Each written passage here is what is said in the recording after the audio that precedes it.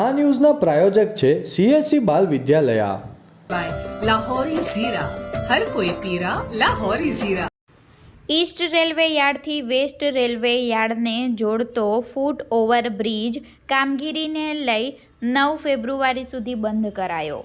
તારીખ 7 ફેબ્રુઆરી શુક્રવારના સવારે 9 કલાકની મળતી માહિતી મુજબ વલસાડના ઈસ્ટ રેલવે યાર્ડથી વેસ્ટ રેલવે યાર્ડને જોડતો ઓવરબ્રિજ કામગીરીને લઈ રેલવે વિભાગ દ્વારા 9 ફેબ્રુઆરી સુધી બંધ કરવામાં આવ્યો છે, જેને લઈ રોજિંદા શાળાએ જતા બાળકો અને નોકરી પર જતા લોકોને ભારે હાલાકી પડશે.